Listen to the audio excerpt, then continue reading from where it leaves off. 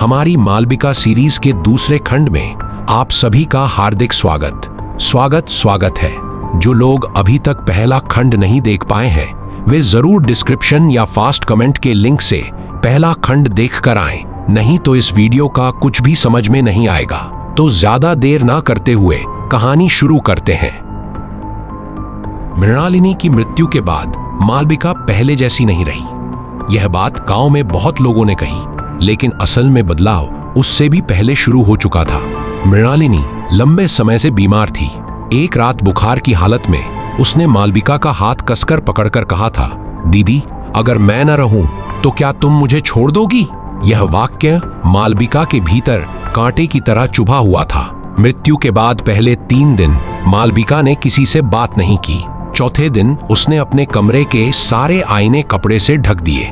5वें दिन उसने पुरानी तंत्र की किताबें निकाल ली। वह विश्वास करने लगी, प्राण शक्ति कभी पूरी तरह नष्ट नहीं होती, वह सिर्फ शरीर छोड़ देती है।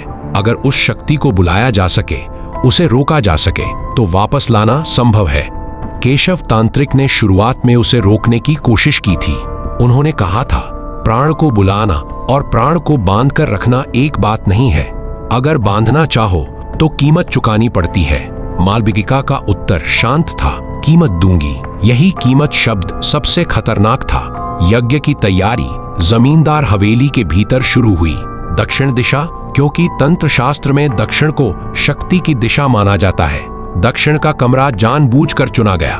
मंडल चंदन, राख और रक्त मिले सिंदूर से बनाया गया था। रक्त किसका? पहले बकरी का, फिर इंसान का। 6 नौकर अचानक गायब नहीं हुए थे। उन्हें अलग अलग बहाने से बुलाया गया था, कभी वेतन बढ़ाने की बात कहकर, कभी काम के बहाने। जब पहला आदमी गायब हुआ तो गांव में कानाफूसी शुरू हो गई, लेकिन जमींदार हवेली के खिलाफ खुलकर बोलने की हिम्मत किसी में नहीं थी।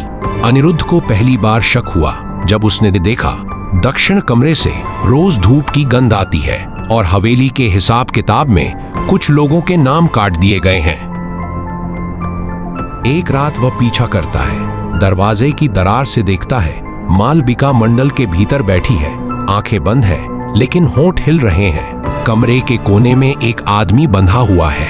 उस क्षण मालविका ने अनिरुद्ध को नहीं देखा, क्योंकि साधना की गहरी अवस्था में उसकी चेतना पूरी तरह मंडल पर केंद्रित थी। अनिरुद्ध हटकर जाने की कोशिश करता है, लेकिन उसके पैरों के नीचे की लकड़ी से कट की आवाज हो जाती है। मंत्र रुक जाता है। मालविका आंखें खोलती है। इस बार उसकी नजर सीधे अनिरुद्ध पर पड़ती है। कोई चौंक नहीं, कोई डर नहीं, बल्कि ऐसा लगता है मानो वह इसी पल का इंतजार कर रही थी। वह धीरे से कहती है, तुम आ ही गए। यह वाक्य संकेत से भरा था, क्योंकि अनिरुद्ध समझ जाता है वह सिर्फ गवाह नहीं है, वह योजना का हिस्सा है। उस रात अनिरुद्ध को जाने नहीं दिया गया।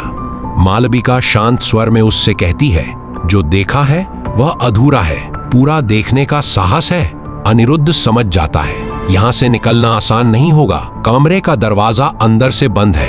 बाहर 2 नौकर खड़े हैं जो पहले ही मालविका के प्रभाव में बंध चुके हैं। मालविका उसे सीधे बलि बनाना नहीं चाहती थी। वह चाहती थी कि अनिरुद्ध स्वेच्छा से इसमें भाग ले, क्योंकि तंत्र शास्त्र में स्वेच्छा एक शक्तिशाली तत्व माना जाता है। वह तर्क देती है, अगर मृणालिनी को वापस ले आएंगे तो तुम्हें तुम्हारी अर्धांगिनी मिल जाएगी, जमींदारी बच जाएगी, सब बच जाएंगे। यहाँ से समझ में आता है कि मालविका ने अपने देवर के लिए अपनी ही बहन को जमींदार हवेली की बहू बनाकर लाया था। उस समय अनिरुद्ध समझ जाता है यह अब शोक नहीं है, यह आसक्ति है। वह समय लेता है, दिखावे के लिए सहमत हो जाता है, क्योंकि सीधे मना करने का मतलब वही मृत्यु था। अगले कुछ दिनों तक वह नजरबंद रहता है। उसे दक्षिण कमरे में जाने नहीं दिया जाता, लेकिन हवेली छोड़ने की भी अनुमति नहीं मिलती। इसी समय वह चिट्ठी लिखता है। चिट्ठी को दक्षिण कमरे की फर्श के नीचे छिपा देता है, क्योंकि उसे पता है सच एक दिन जरूर खोजा जाएगा। अमावस्या से एक रात पहले मालविका फैसला करती है, यज्ञ पूरा होगा। 6 प्राण पहले ही मंडल में बांधे जा चुके हैं। 7वीं शक्ति के बिना आह्वान अधूरा है। इस बार अनिरुद्ध को बहलाया नहीं जाता, उसे बांधकर लाया जाता है। दक्षिण कमरे में दीपक जल रहा है। मंडल के 6 कोने अजीब लाल आभा में चमक रहे हैं। मालविका की आंखों में आंसू नहीं थे, लेकिन एक अजीब चमक थी, जैसे वह लंबे इंतजार के अंत में खड़ी हो। जैसे ही मंत्रोच्चार शुरू होता है, हवा भारी हो जाती है। कमरे के भीतर तापमान बढ़ने लगता है, लेकिन आग नहीं है। अनिरुद्ध महसूस करता है उसका शरीर धीरे धीरे खाली होता जा रहा है। तभी वह अपना आखिरी हथियार इस्तेमाल करता है। कुछ दिन पहले उसने चुपके से दक्षिण कमरे के पास केरोसिन छिड़क दिया था। उसका अनुमान था, जब तक मंडल का केंद्र सुरक्षित रहेगा, यज्ञ नहीं रुकेगा, इसलिए पूरे ढांचे को तोड़ना होगा। वह बंधे हाथों से दीपक को उलट देता है। आग तेजी से दीवारों पर फैल जाती है, लेकिन अजीब बात, मंडल के भीतर आग प्रवेश नहीं करती। लपटें जैसे किसी अदृश्य दीवार से टकराकर रुक जाती हैं। मालविका मंत्र नहीं रोकती, बल्कि और तेज कर देती है। यहाँ उसका चरित्र बदल जाता है। वह अनिरुद्ध को छोड़ने वाली नहीं है, लेकिन आग की गर्मी बढ़ती जाती है। छत कांपने लगती है। एक क्षण के लिए मालविका का ध्यान टूटता है। यही अनिरुद्ध का मौका था। वह खुद को मंडल के घेरे से बाहर फेंक देता है। ठीक उसी समय छत का एक हिस्सा टूटकर गिर पड़ता है। आग, धुआं, चीख सब मिलकर अफरा तफरी। इसके बाद क्या हुआ, इसका सटीक विवरण नहीं है। सिर्फ इतना पता चलता है, रुद्रनारायण जलकर मर जाते हैं। मालविका का शरीर पूरी तरह नहीं मिला। अनिरुद्ध लापता हो जाता है, लेकिन दक्षिण कमरे का मंडल अक्षत था। इस संशोधित हिस्से में मालविका अनिरुद्ध को यूं ही नहीं छोड़ती। वह उसे अपनी योजना का हिस्सा बनाना चाहती है। उसके प्रतिरोध से ही आग की शुरुआत होती है। तो दूसरे खंड को यहीं समाप्त करते हैं।